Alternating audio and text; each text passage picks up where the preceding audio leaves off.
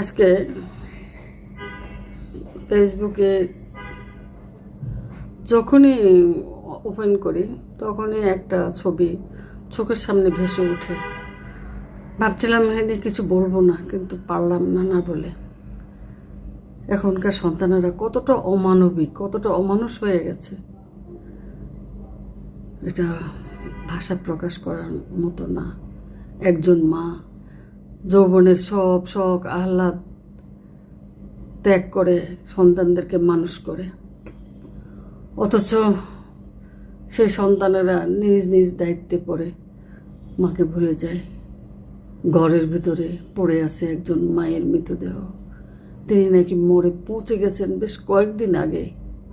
অথচ এই মায়েরই তিনটা, এদেরকে রত্ন বলবো কি বলবো বুঝতেছি না, তিনটা সন্তান। একজন সরকারের উচ্চপদস্থ সচিব, একজন বিশ্ববিদ্যালয়ের নামকরা প্রফেসর, আর একজন সুদূর কানাডা বিলাসী জীবন কাটাচ্ছেন। একা মা ঘরে গুমরে মরলেন। কেউ এক ফোঁটা পানি মুখে তুলে দেওয়ার ছিল না। যে সন্তানকে সচিব বানালেন সে মায়ের খবরের ফাইলটা খোলার সময় পেল না। যে প্রফেসর সমাজকে জ্ঞান ছড়ান সে মায়ের একাকিত্বের সিলেবাসটা পড়তে পারলেন না। আর যে কানাডায় বসে দেশের গল্প করেন সে মায়ের খোঁজ নেওয়ার দূরত্বটুকু পার করতে পারলেন না। কেমন সন্তানেরা!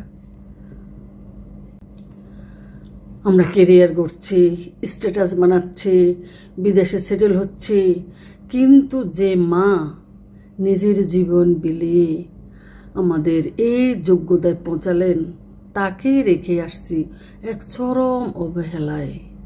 এই কি আমাদের শিক্ষা? এই কি আমাদের সাফল্য? বুক ফেটে যায় এগুলো ভাবতে গেলে, বলতে গেলে।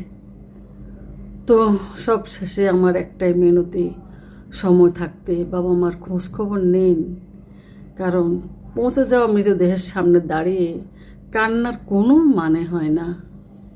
মা বাবা আপনাদের কাছে খুব বেশি কিছু প্রত্যাশা করে না, অন্তত শেষ বয়সে মা বাবাকে একটু শান্তি দিন। আমার বুক ফেটে আসছে, আমি বলতে পারতেছি না। আল্লাহ হাফেজ।